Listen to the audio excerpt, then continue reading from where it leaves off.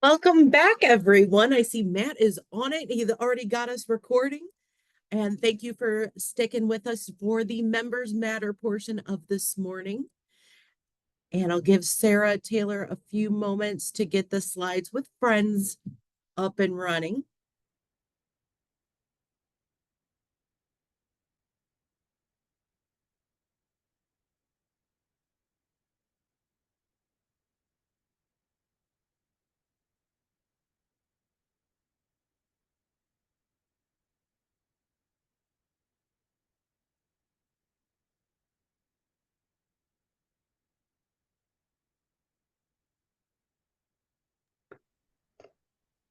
Can you see my screen okay? We can, but it's the full screen. We don't see it presenting.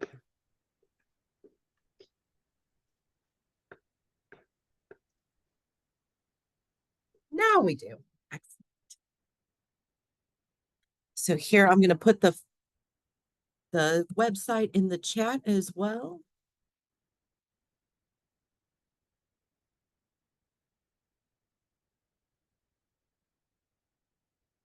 You can use the QR code or go to the website. You can play on your phone or your laptop. And I know everybody's on one of them joining us through Zoom today. So play along if you'd like. We do send out a prize to the trivia winner.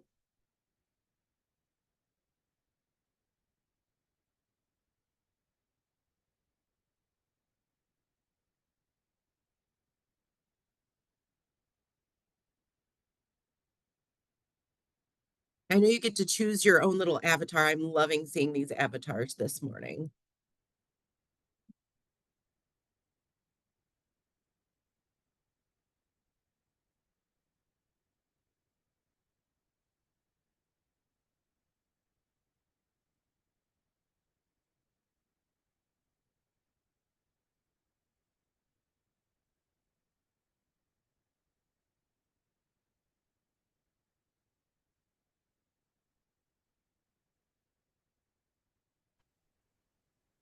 Okay, yeah, the link is in the chat. As I said, we're going to go ahead and advance the slides, but you can still join. We're going to give it a few minutes before we start actually playing.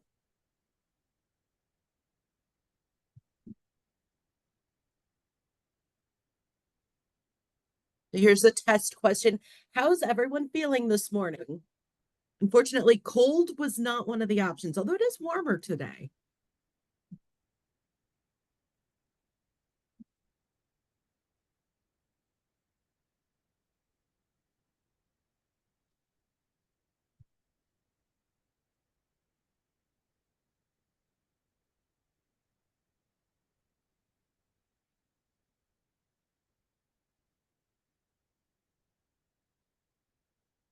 .8 out of 5. That's a solid answer. I'm glad everybody's doing pretty well. So if this is your first Members Matter, this is how it works. If you're a returner, this is how it works. So during each department's update, when we go through most of our departments, there will be a question or two for you to answer. And I'm sorry I didn't have the chance to change this, but I believe Leslie Bednar is presenting our administration update today. Yes, I'm sorry about that, Kate. I'm sure I missed an email. Thank you, and welcome everybody to the second half of Members Matter. And thanks again to Kate and her team for a really well thought out series of programs this year and previous years, and I'm sure in years to come. So thank you about that. I'm going to talk just only about membership. I mean, not about membership, only about administrative things. So the biggest thing well, there are two things that are going on for us right now. This is the time of year when we look at our current fiscal year's operational plan and budget with an eye to what we can reasonably achieve before the end of the fiscal year and what might need to be restructured or added to a subsequent fiscal year operational plan.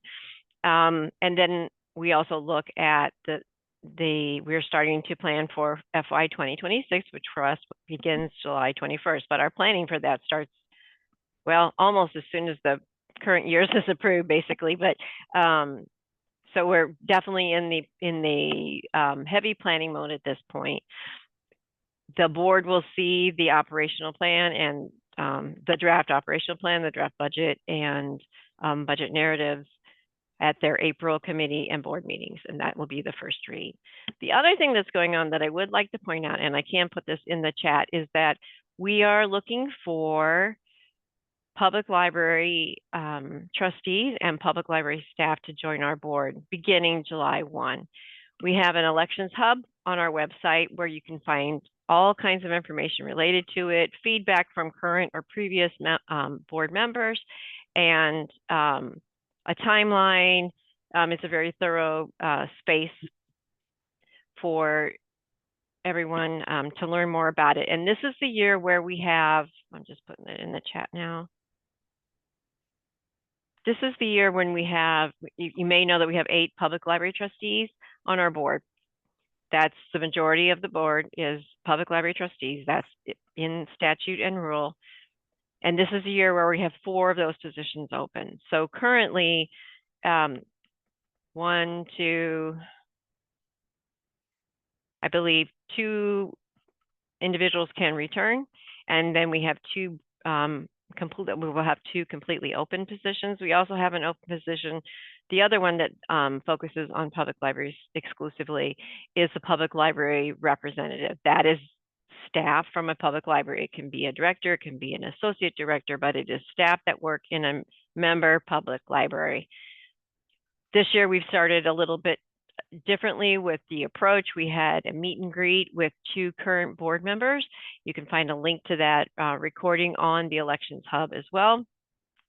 And you also, if you're a public library, you'll be receiving information very soon in delivery, if you've not already,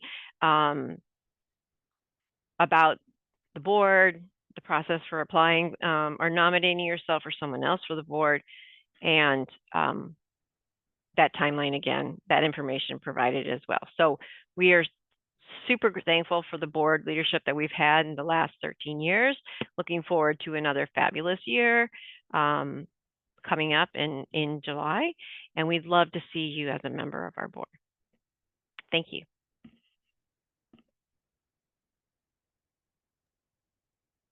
Thank you, Leslie. So our first administrative question is, what 2 things do all libraries need to do before the end of March? Clean the director's office and youth services closet. B, certification and ILLINET survey. C, delivery survey and IPLAR. Or D, per capita and ILLINET survey.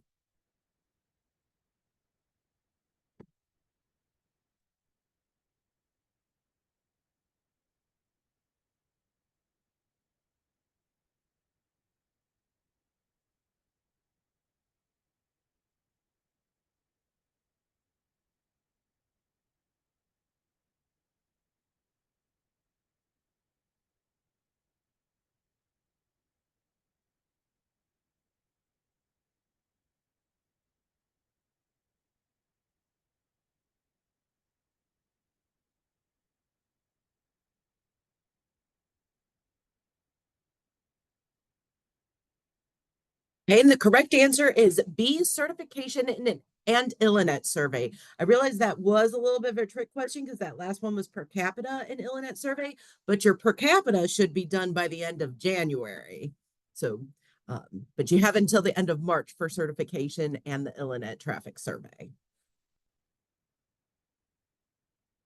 And next up, we have our human resources update provided by Jill Trevino. Great, thank you, Kate.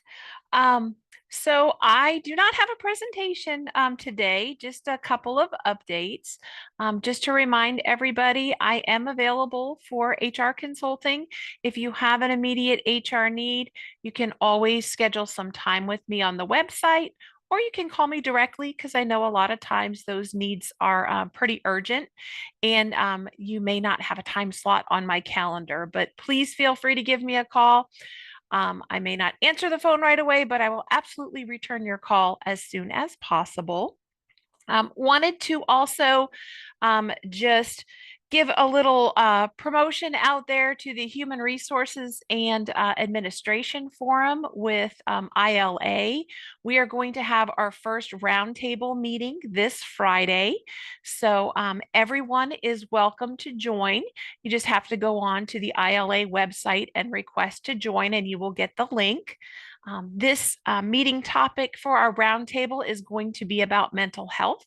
So if you would like to join us, I encourage everybody to do so. And please join, because you can always, look at other topics that we have that we're going to cover statewide from a library perspective. That will be very helpful. And also, if you do have any topics that you would like me to cover during this meeting, please send a message to myself or to Kate. I would love to hear what challenges that you have most frequently with HR. And if it's something that we can all share and discuss, that's what I'm here for. So that is all I have today. Thank you so much for your time. And I want to thank you, Jill, and give you and Cassandra Thompson a shout out. If you were not aware, they did a wonderful presentation this past Monday about shining a light on managing employees, and that is available on our Learning Center on our continuing education page. I am going to put that link to everyone. And I encourage you to check that out if you missed it on Monday. Let's see what the HR question is. True or false? Illinois law now states that all job postings for employers with 15 or more staff must include pay scale and benefit information. True or false?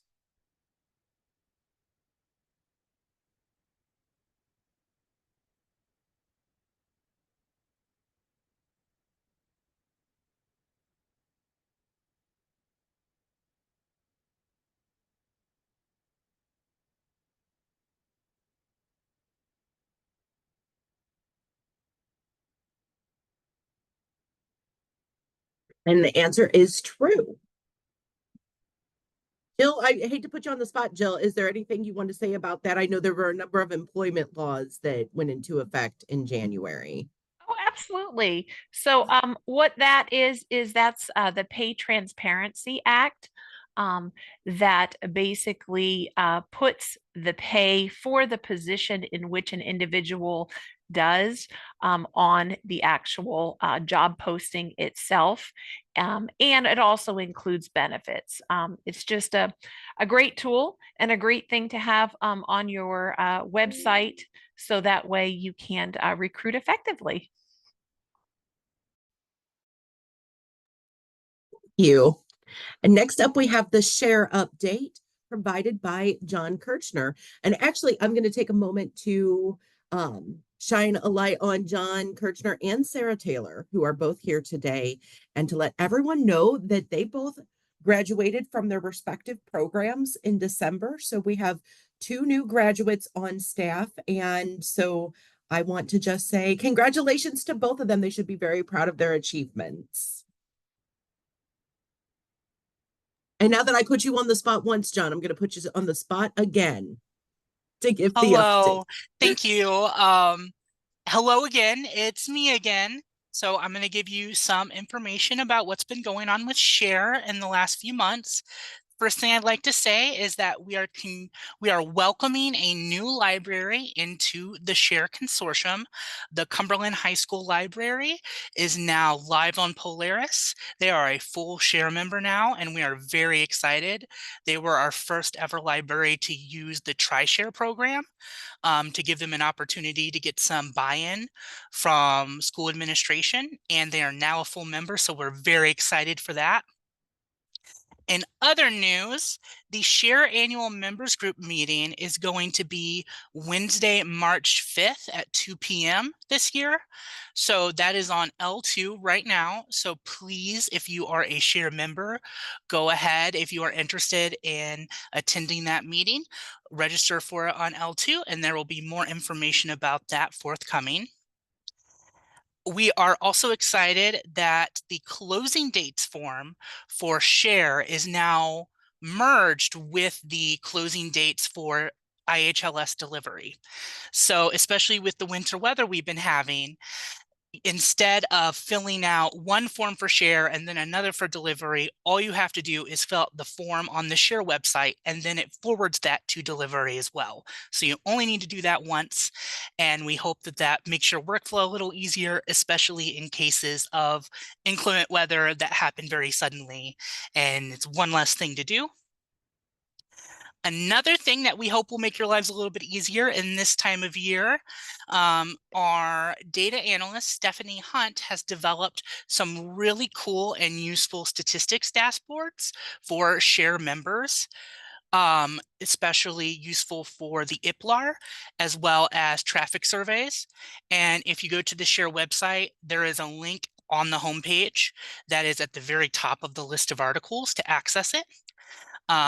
And we hope that'll be very helpful to you. It's a very cool tool. It looks really good. It's on Tableau, and we hope that it'll make this time of year much easier for everyone, we hope.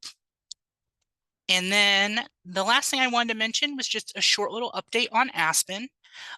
In fact, you probably got an email about this at 10 o'clock this morning. We are just asking for member comment on a change with the Aspen Discovery search results. That is how different formats for an item are displayed on the search results in the order that they appear. So currently, if you have a book that is on the search results and there are different formats, it currently shows the book first and then alphabetically. So it may be audiobook and then e-audiobook and then ebook and then large print at the bottom.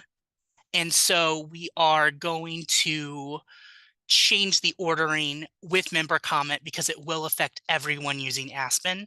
So look out for an email for that. I see your comment, Laura. I will reach out to you about that. It is also on the website, and that's where you actually, if you would like to comment, will be on the Share website, and you can find the information there as well. And that is all I have for the Share update. Hopefully I did not forget anything. Jennifer, I see you're here. If you or Dina has anything to add, let me know. But otherwise, that's it. Thanks, John. I do not, but thank you. Thank you, John.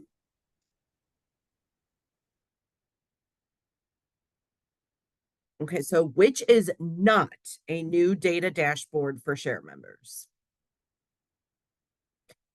Illinois Traffic Survey, B, IPLAR, C, Program Attendance, or D, Library Statistics?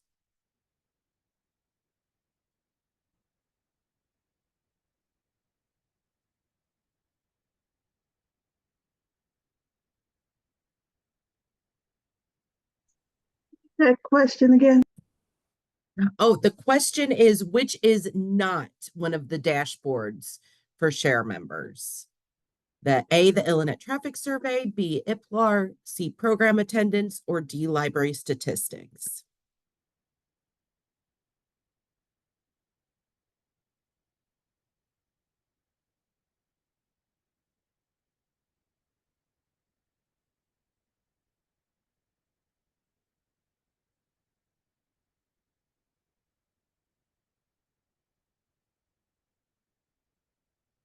And the correct answer is C, Program Attendance. Since that does not run through Polaris, right now we still have to calculate that manually or whichever method you use at your library.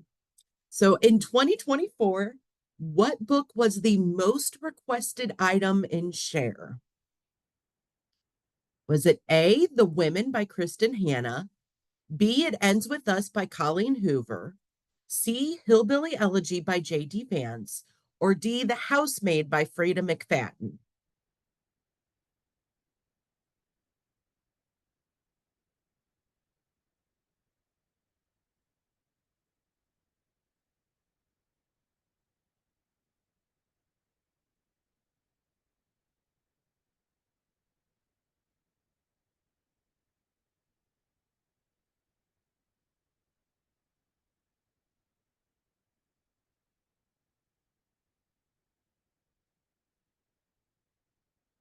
Let's see, the correct answer is The Women by Kristen Hanna. And then is Carol here joining us today for the communications update? They might not have an update this month.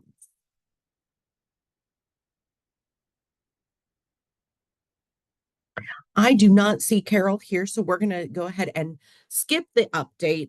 I can tell you that on Member Day, the first IHLS marketing micro grant winner will be announced. We've got a few people who submitted, or a few libraries who submitted applications for the micro grants. And again, those are funded through our IHLS store. So we are really excited to be able to award a grant to at least one of our members. So let's see what the communications question is. Even though if we don't have an update, we still come up with the question. So when will the winner of the IHLS Marketing Micro Grant be announced? We have A, Member Day, B, Valentine's Day, C, Friday the 31st, or D, Carol's birthday.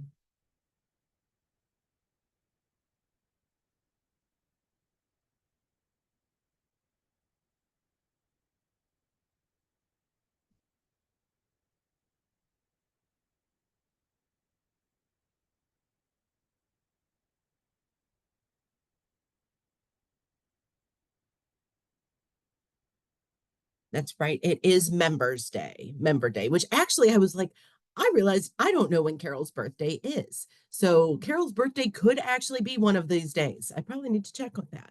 And thank you, Ellen. Ellen just put a link to the IHLS store in the chat. Okay, now I'm going to turn it over to Colleen Dettenmeyer for the delivery update. Hello. How's everybody doing today? Hopefully good. I'm definitely still cold and I wish for warmer weather soon. So, okay, I'm going to go ahead and jump in. A lot of my reminders today are reminders that I also said last month. So my apologies in advance if you've already heard all this. The Delivery Help Desk platform, we have recently updated that to a new system. And that system is basically the same link as it was before. It's just on the back end. It looks slightly different. So make sure that you're using that help desk to communicate to our delivery staff. It is helpful instead of just emailing us directly, because if somebody's off, your ticket would go unnoticed if it went to their email. Rather than the help desk, we can send that between different delivery staff so we can make sure that's attended to right away. And then with that new platform change, we were actually able to combine with the share. And I know that John already mentioned on that, so I won't really discuss that much more. Just as a reminder, all share members, you do not any longer have to report to two different websites. It's now just the same link. And there's an additional question on there that we ask which days you do not want IHLS delivery. And then when you're inputting that information, the reason we ask for the dates for no delivery is that some members, they may not have IHLS delivery every day of the week. So if they're saying they're closed on that day for the Polaris purposes, but then they want delivery because they won't have delivery again before I'm like trying to think of how to describe this basically. What I'm trying to say ultimately is if you're a 5-day-a-week library and you will not process your items before we come the very next day for delivery, it's okay to say you're closed and you do not need delivery, because we don't want to bring items to your library to then come back the next morning and nothing is processed when we could have saved that trip and saved the resources to wait and come for the next day. So I guess ultimately just taking a look at that whenever you're submitting your dates and determine if you will be able to process materials before your next delivery date. And then for the IHLS delivery tubs, we have created a helpful how-to video, and that's been posted on our website as well. If you need help finding that, please reach out to me. You can also go to the IHLS website where the news section is, and you can filter by delivery, and all the information will be listed there as any of the delivery updates that we've gone over. And then just wanted to remind that we do send email updates for weather closures and things like that via the L2 email method. So how that's set up is that if you are a library director, you're automatically signed up to receive those unless other people at your library go out there and designate themselves as the system delivery contact. So if you had been getting them and then you notice, oh, I don't have them anymore, it's likely because someone from your staff went out there and chose them as a system delivery contact. But you can designate as many people as you want at your library for the system delivery contacts. So all you would need to do is go out there again and mark yourself in your L2 profile as a system delivery contact. And then anybody who is marked at that would receive those email reminders for notifications. And I'll post the link in the chat here in just a bit on how to do all that. And then for the AMHS project, I wanted to remind everybody that we are slightly moving up our timeline when it comes to installing the machines. We just heard from the vendor the other day that we're scheduled for installing the Edwardsville machine at the end of April, the Champaign machine at the end of May, and then the Carbondale machine at the end of June. So at that time, after all the machines have been installed and are in working order, that's when we'll kind of flip that switch when it comes to the transit receipt papers and that alternative to rubber bands consideration. So please make sure you're up to date on any AMHS news under that section and reach out to me at any time if you have questions about things. Other than that, just keep on delivering. Hopefully no more snow days too. Unless there's any questions for me, that's all I have. Thank you, Colleen. So where do you report your library closure dates to notify IHLS delivery? And hint, there are 2 correct answers. I think you can only choose one, so you've got a 50-50 chance. So A, delivery help desk for standalone members. B, Illinois State Library. C, no need to inform IHLS. Or D, combined share closing dates form for share members.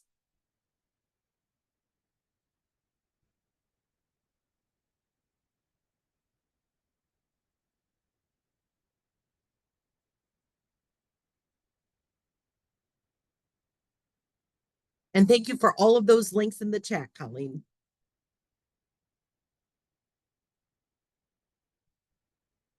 And the correct answers are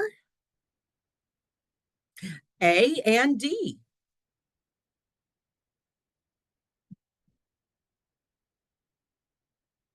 And then why do you report your library closure dates to notify IHLS delivery?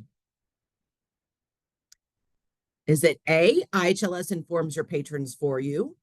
B, IHLS is just being nosy?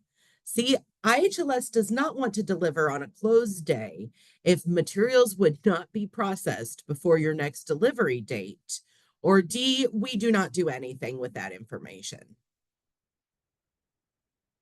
And Leah, thank you for reassuring us that you are just being silly so you don't win, not that you are completely unaware of some of the processes here. You can say clueless.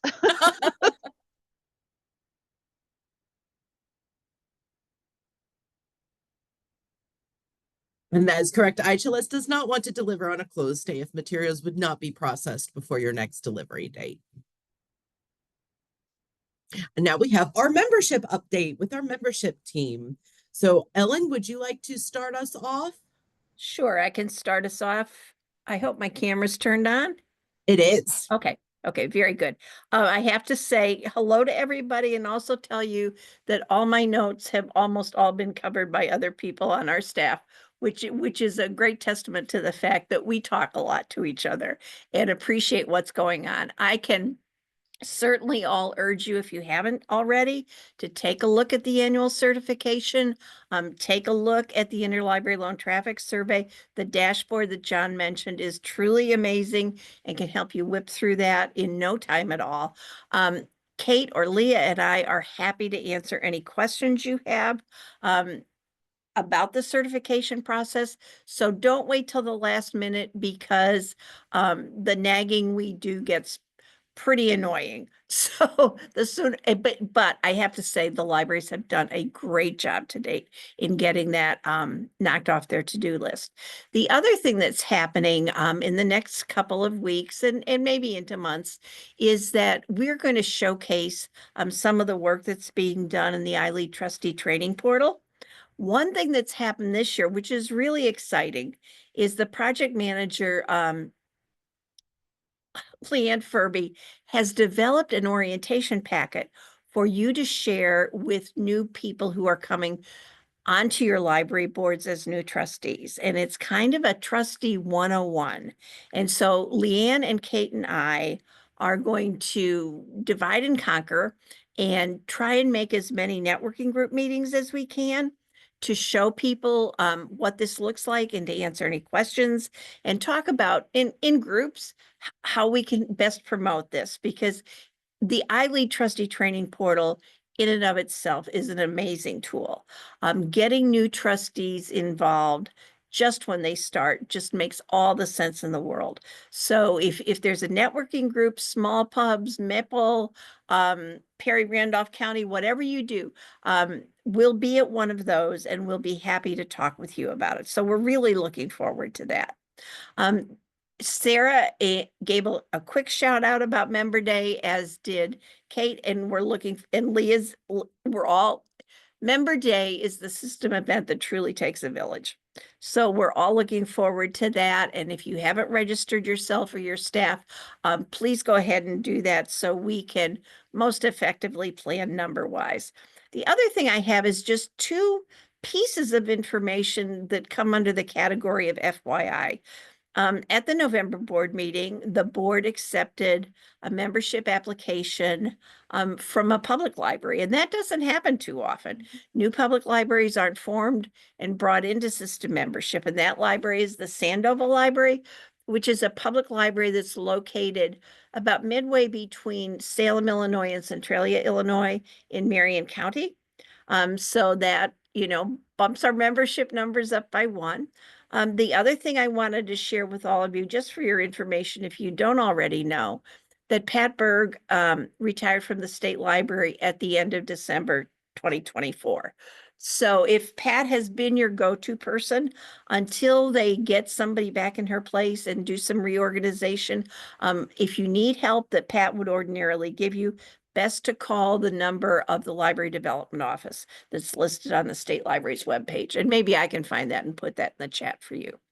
So that's all I have. Kate, Leah, Sarah, what have I forgotten? I have just a little invitation. Can you hear me? Yep. So you guys probably know that I am involved in a podcast with the Rails. And our podcast in February, which releases on February 11th, is, despite the fact that it's a school library, this podcast, this episode is entitled A Love Letter to Libraries. And we have a very special guest. You probably know of him. Michael Threets appeared with us. We've already recorded it. And we're also sharing some librarians' joys. So if you are feeling down because it's winter or things are just tough, this would be the episode to come listen to, because I guarantee you will go away feeling energized and inspired. So please check that out. It's the one episode that is kind of for everybody. Thank you, Leah and Ellen. Sarah, do you have an update on Member Day? I know if you want to plug Member Day again, just real quick, then I'll tell everybody all the other stuff that's coming up. Sure. I was just going to give some more specific details about Member Day real quick. I just wanted to say that the event will kick off at 8:30 a.m. with the exhibit hall opening. And then our opening session will start at 9 a.m. which will be Librarianship and Joy with R. David Linkus. There will be 3 breakout times throughout the day with 3 sessions each, focusing on school libraries, frontline staff, and trustees and admins. And then our closing session, Boundaries for Library Staff with Beth Waller, will start at 3:15. And our conference is set to be very interactive, so there's chances to win prizes. There's a live photo booth, lots of networking opportunities, the chance to purchase Member Day 2025 merchandise. And there are no conflict times set up also to go visit our exhibitors. So I will ask someone to help me put the link for registration in the chat one more time. And I look forward to seeing everybody there. Thank you. Thank you, Sarah.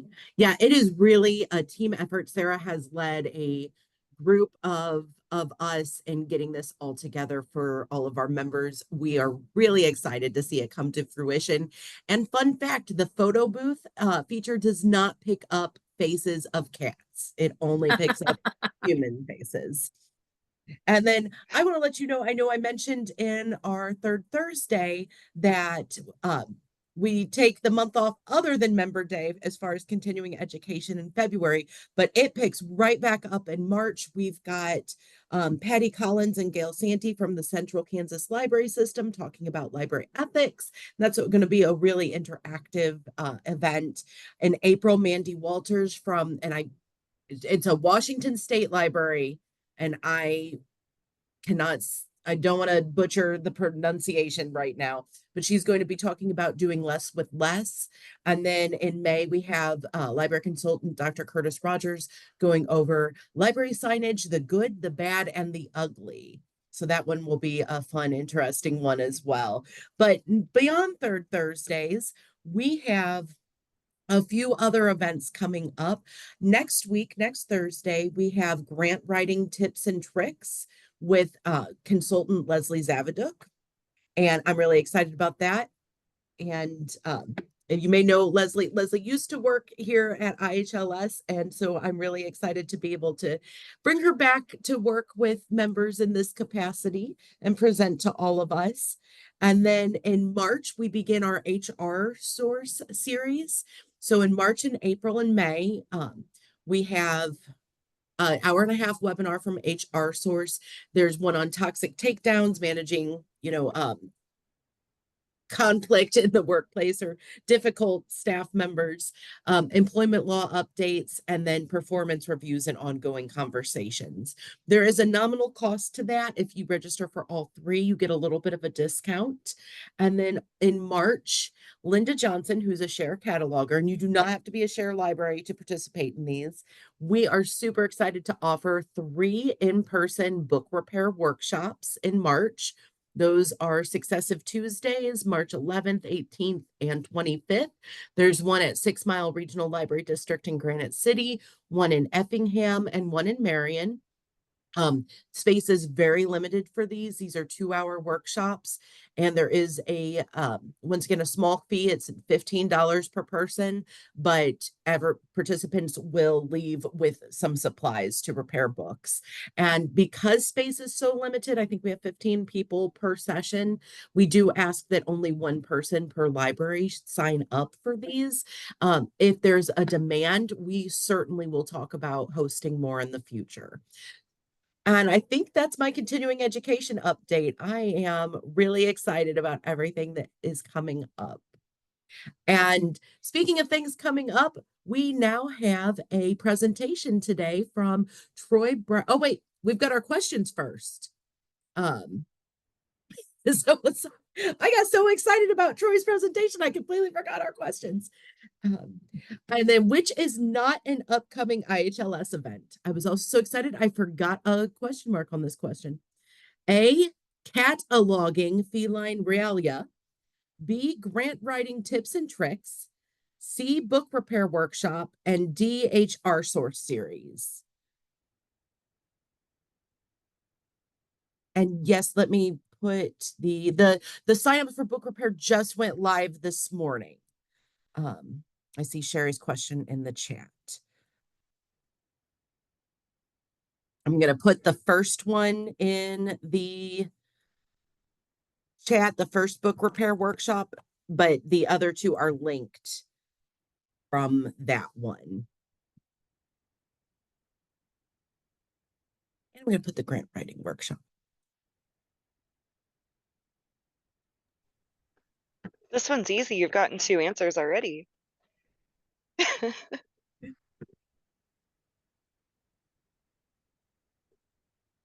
Just another second, guys.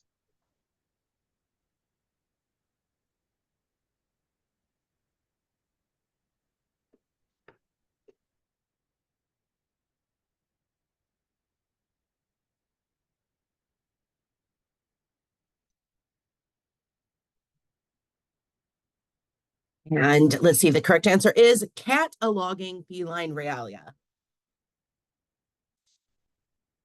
I think would be fun if there's any of our share catalogers in the staff or in this meeting. So what is the theme of the upcoming Member Day conference? O, the places you'll go. B, books and cardigans, a library shindig. C, oh, the places you'll grow. Or D, oh no, the places you aren't.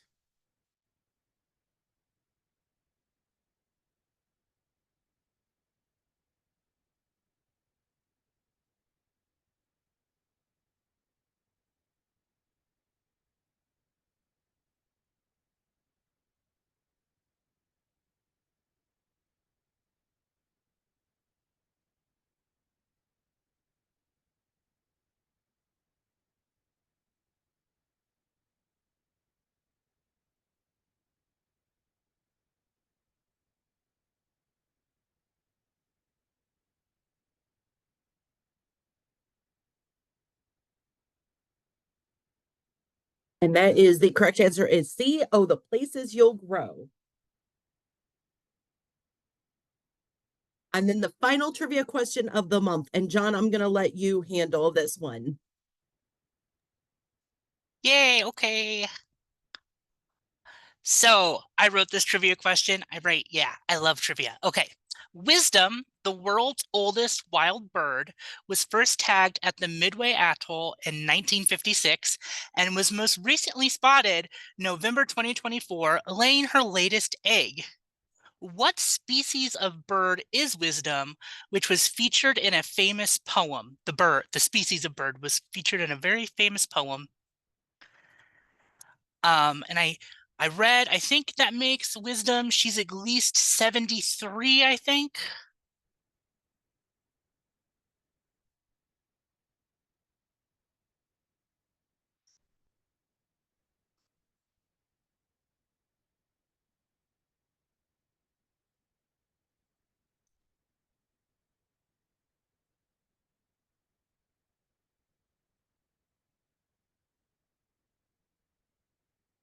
There is a trick answer in here. Well, not a trick, but a little bit of a red herring, as it were. And I'm curious if anyone will answer it. Did you read the choices out loud? Did I miss that? Oh my God, I didn't. Oh yeah, that's a thing.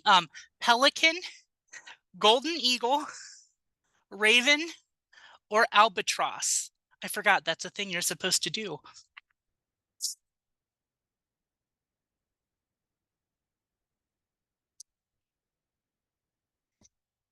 I just want to hum the Jeopardy theme now. Do do do do do do do do do do do do do do do do. We should add that. Can you add audio to these, Kate? Where it just plays the Jeopardy theme song. You know, I'm going to say for Sarah Taylor's sake, who handles all of the advancing of the slide, that if you want to pull that up, John, and have it for you to play for everybody while Sarah. I can play it on my phone and hold it up to my microphone.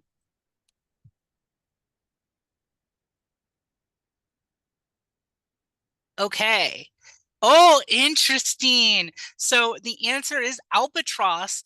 I wondered if people would pick raven because they were thinking of Edgar Allan Poe's The Raven, but no, I was referring to the rhyme of the Ancient Mariner. And the next slide has a picture of Wisdom with her chick in 2011. And she is amazing. And she is an albatross, and albatrosses are amazing. They spend almost their entire life in constant flight. They can fly literally for months at a time over the ocean. Their wings are super long. They have the longest wingspan of any bird. They can be up to 11 feet of a wingspan. And it's just really cool. But yeah, albatross, you know, around your neck. They are supposed to be a good omen. Anyway, I'll shut up now. Thank you for that fun trivia question, John. Oh my goodness, we've got a tie so far. Oh my goodness, do we have a three-way tie? So, and I This has think never happened. I know it hasn't, but you know, if you can, because I know that Kira and Kathleen, one Kathleen, have already been winners before. So if the one who is not one can message me or message Sarah, message one of us, we'll get your prize to you. If not, then I will put Kira, Kathleen, and Kathleen in a wheel of names and send you something next week. And we'll check to make sure there wasn't a fourth tie person too. Are you checking on that, Sarah? Um, Can you see that? yes, let me stop sharing. Okay. Yes, so we will take a look at that, and thank you all so much for playing. And now I am going to turn it over. Let me make Troy a co-host. Oh, you're already a co-host. Excellent. And Troy has a short presentation for us this morning. Take it away, Troy.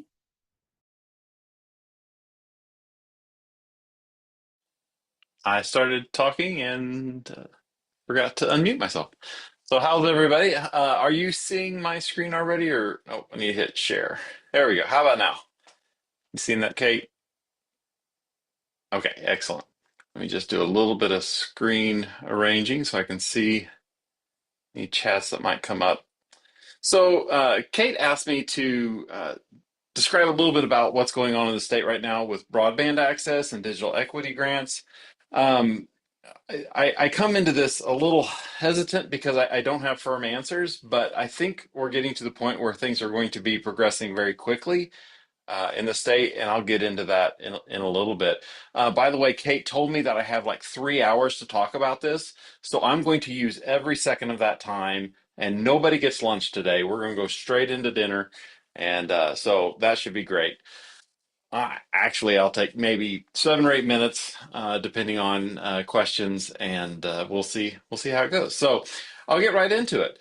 So first of all, what I want to stress here is that this is a collaborative effort that we're doing in the state. That is Ann Slaughter with Secretary Janulius. I look like the guy who just like jumped into the photo and like photobombed the group, but this is just a picture representation from last year's maybe 2 years ago ILA, from our efforts there. But also Leslie and Monica, the executive directors of our library systems, are involved. And we also have representation from Carly, which is exciting, kind of getting that higher ed aspect to this. So first of all, we've heard about digital equity, digital divide. I think it's important to kind of identify what those are. The digital divide in particular is that gap that exists between the haves and the have-nots with digital technology that is constantly evolving, but in particular, the digital divide prevents equal participation and that opportunity in all parts of life. Unfortunately, as do so many things, this disproportionately affects people of color, indigenous people, households with low incomes, people with disabilities, and people in rural areas. As far as IHLS service area goes, people in rural areas is almost what we do exclusively. There are a few areas around the Metro East area that don't qualify as rural, but almost every other area in our southern region qualifies as a rural area in Illinois. So what we're trying to do is bring digital equity. And when we say digital equity grants are being announced soon, this is what we're trying to accomplish. We're trying to get a condition in which all individuals and communities have the information and technology capacity needed for full participation in our society, democracy, and economy. That means, we all know that so many things are going to electronic means for paying bills, for just filling out forms online to get benefits for VA, or just food stamps. Everything is going to online, and while that's great and it makes things more efficient, it also makes that digital divide, that digital equity gap, even larger for the people who don't have that access. So this is where we think libraries can really step up and be that gap filler, because we've already done this for so long. I'm getting ahead of myself. I'm getting excited about the role that libraries play, and I don't want to get ahead of my slides. So quick overview of what's happening right now in at the federal level and at the state level. So I hope you can see my mouse flailing about my screen here, but this left side of the screen is the Federal Infrastructure Investment and Jobs Act. This was, I think, I forget how many billions of dollars this was, 40 billion, I believe, overall, was created by the Infrastructure and Investment and Jobs Act. A big part of that is the BEAD. Although it's in the smaller box over here, the vast majority of that money is going into the BEAD area of giving out money. BEAD is about getting fiber optics in the ground or other means of getting broadband out to rural areas. Obviously, anytime you're dealing with construction and getting, digging and hiring companies to do that, that's a tremendous amount of money. Illinois has over $1 billion going into that BEAD funding. And I know just in my area, in my neighborhoods, I have seen lots of machines digging and tunneling and putting fiber in the ground. The other box here, and the one I'm talking about today, is that Digital Equity Act. This is a smaller amount of money for Illinois, more like $25 to $26 million. Still not nothing, but when you think about this as a statewide program, $25 million doesn't sound like it's going to go super far, but we want to make sure libraries get their rightful portion of that, because we think we're the perfect fit. So that's the federal. So all of this money comes down through the states. So the federal money goes through the state office, and in Illinois, we have the Office of Broadband that is going to really be managing that money and getting it out to us. So they have applied for the money. It's been preliminarily approved, but they haven't gotten the go-ahead to start accepting applications. So we're going to talk about that in just a second. But Connect Illinois is also another program. Illinois has been doing a really great job with this already. So the federal income is actually kind of funding Illinois' fourth phase of grants that have been going out. So Illinois already had 3 phases of these grants going out. That was all funded from Illinois money.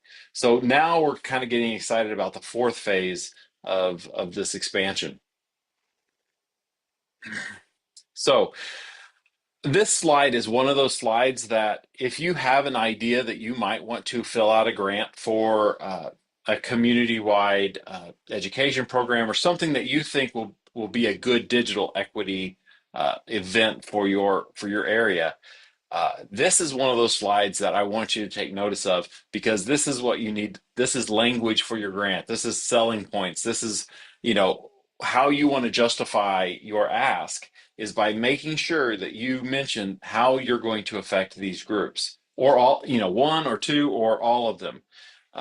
Libraries have always had these covered populations in our demographics.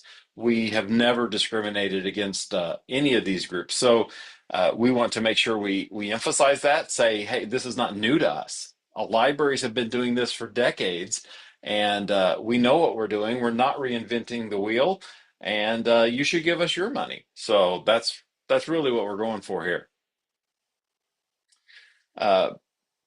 So I want to go over a few broadband concepts. So these are kind of definitions, but I also want to give you these so that you dream a little bit and what might be needed, and also to set up why the direction that we're thinking about going as a state is the direction that we're going. So right now, broadband access, I want to emphasize that broadband access is not the same as internet access. Okay, just because you have access to the internet doesn't mean that you have enough or what we would consider broadband. So you know, a lot of cable companies out there that provide internet access are doing a great job, and we are so grateful that they're doing it, but they're selling it at a very low level that isn't what we would consider broadband. Fiber versus wired versus wireless. Obviously, if you have fiber optics in your area and that's an option for you, that is by far the best way to get access because the speed of fiber, it's not only fast coming down to you, but it's very, very fast going back up. And that's where cable companies and other copper delivery systems really struggle. Is like they can push a lot of data towards you, but anytime you want to send data back to the internet, it's usually slowed down dramatically. So you'll see numbers like 100 meg downloads and 2 megabit uploads, you know, or those two numbers are different. Fiber optic oftentimes does not distinguish those two. 1 gig internet access is 1 gig down and 1 gig up. So that's what our upload and our download numbers are. And we want that upload number, that second number, to be as high as possible too, because that allows things like this. This allows me to send my video up to the internet and participate in things like doctor's appointments and court proceedings and whatever else, depositions that need to happen from wherever you are. We want libraries to be asking for 1 gigabit per second internet access. I think, you know, that might not be realistic today, but that's where we want libraries to be. And we don't want broadband to be that limiting factor anymore. We need ISPs that are reliable and trustworthy. We don't want just a fly-by-night ISP. So we want really good service for our libraries. And then if we have Wi-Fi, dependable Wi-Fi inside the library. So I'm going to challenge this group because I know if I polled right now, is like, how many of you have a password on your Wi-Fi network? The vast majority of you will today. We need to look at technology that allows us to say, hey, you're in the library and you're sitting here and we have public Wi-Fi. We want you to be able to click on that and not be asked for a password, but instead be asked for a series of questions like, hey, we're glad you're in the library today. We're thankful you're here. You're welcome to use the public Wi-Fi. Here's our rules. Here's our terms and conditions. And do you agree to those? Click yes, enter your name, whatever, and submit. So they're still kind of registering. They're still acknowledging that this is a free service, and we can still choose to filter or not filter that service or put other limitations on that access. But we need to get away from making someone come up to the front desk to ask for a Wi-Fi password. That they can just come to the library and access this freely without having to go out of their comfort zone necessarily to ask for a password. There's also another big term that's part of these. It's called the digital navigators. Digital navigators are trusted guides who assist community members with ongoing individualized support for accessing all of these great services. Librarians, again, have been doing that for years. People come into the libraries, they ask us questions. We lead them to the best, most credible information we know of. So we want to add to that list of things of becoming a digital navigator and just having that skill set to do. This might be something that we actually create a certified program in Illinois that kind of benefits our library. Something you guys can hang your hats on and say, hey, I am an accredited digital navigator. I've gone through the training, I've gone through the system to get this official title. It means something in Illinois to not just be, you know, a librarian or a library director, but an official digital navigator. So that's something we're hoping to do in the future. I don't have to tell this group, I'm preaching to the choir here, what the core library values are, but they line up so well with digital inclusion. We already, you know, have public computers. We do one-on-one help. We have tech skills classes. We're lending out hotspots where we can. We have free accessible Wi-Fi, staff tech competencies training. I think that's an area where some of you might say, I wish I had more of that. I wish I could train my library staff more on feeling competent about what there is to offer. And that comes back to that digital navigator training. Adaptive technologies and accessible technologies, screen readers, things that help people with disabilities. That will be a big thing that we're going to be focusing on in the next few years. And then we kind of dream a little bit about telehealth booths. I think this is going to be a huge thing. There's some really neat technology out there with telehealth. The ability to have a kind of privacy booth that's set up in your library that has a blood pressure cuff and a stethoscope, even something that can kind of look down, you know, have a camera looking down your throat for doctors to be able to remotely diagnose you for common everyday illnesses, but get more information from you than just your verbal. Here's how I feel. So these telehealth booths are pretty cool, but again, they require high-speed broadband to use. The Office of Broadband, again, I mentioned some of this earlier, but these are just some of the programs they have. I'm not going to go over all these, but just know that it is out there for all of Illinois to use. It's not library specific, but they have a lot of programming that they do, and I'm going to list some of that coming up here shortly. But the one I really want to emphasize is this NoFoc for capacity grants funding is coming soon. We've heard rumors that it might be as early February, but I don't know that for sure. In fact, I said the exact same thing, I think September of last year, that we were pretty sure it was going to be September, but the federal government and that approval process I mentioned earlier kind of held things up.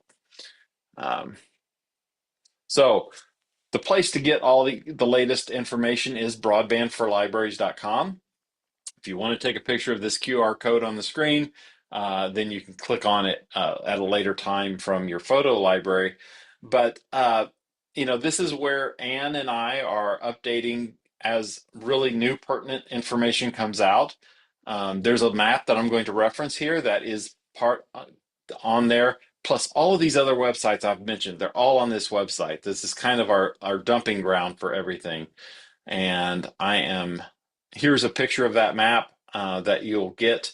All of these colored areas right now are currently funded Connect Illinois programs that are happening. So you can kind of see areas that have their act together and have applied for funding are getting that funding and getting opportunities for those. So when you zoom in, you can get to those. I'm not going to do a live demo here because we're already past noon and I'm going to try to get you guys out of here. So what can libraries do? Man, I go to broadbandforlibraries.com because there are lists of the ways to sign up for the Rails Digital Equity Networking Group. It started kind of strong. It's kind of tapering off a little bit on what they're doing, but it's just another resource that's statewide. Rails just happens to host it. And, you know, I'm happy to talk to you about specifics, but the one thing I really want to talk to you about today that I want you to take away with you is that our group, the cooperative statewide group, is trying to put together a grant application. That grant application will be focused on having teams of people or vendors, but a team of technology professionals come to your library and do a technology assessment for you. So you're not just guessing at what needs to happen, or how, what the latest tech is or whatever, that group of people will come and do an assessment of your library, give you a report and say, hey, here's where we think you could do better. Here's where we think you're doing really great. And, you don't need to focus on this, but maybe put your focus over here on better Wi-Fi access, or programming, or a lab that might be able to host public comment or public presentations. So we don't know exactly what that assessment's going to include or look like, but we've heard from many of you that's like, I just need somebody to come and tell me what I need. And so we've heard that loud and clear, and that's where we're focusing. So these 4 dates on the screen are from the Broadband Lab, Illinois Broadband Lab. These are upcoming webinars that are dealing specifically with digital equity. You register one time and you'll get email notifications for all 4 of these. So I'm going to see if I can copy this into the chat so that it's a little easier to click than on my screen, because you won't be able to, that is not right. You won't be able to click on the screen itself. Well, it doesn't look like the same link, but it is, believe me. But those are important things. If you are thinking about applying for a digital equity grant, I would highly recommend attending those webinars. And I think that's it for me. Any questions for me? I saw my good friend in the audience, Florence Hetty. I got to give her a shout out, because I was down at Mounds Library, and man, they're trying to do some great things. They are behind the 8 ball in a lot of ways, but she's kind of she got the grant from the state. She got brand new computers. They're getting software installed. They're gonna do great things down there in Mound City. I can never remember. Florence, are you Mounds or Mound City? Mounds. Mounds. All right. I'm sorry. Great things happening. All right. Thank you so much, Troy. You bet. Sorry I went over a little bit. Oh no, that was sometimes, it's hard to guesstimate how long our department updates will take as well. So thank you for joining us today, and thank you everyone for sticking around. And I look forward to seeing you all at Member Day on February 12th, and see you at the next 3rd Thursday in Members Matter meeting on, I'm going to get the date wrong if I try. I think it's March. It's the 3rd Thursday in March. So everyone have a great day, and we'll see you later.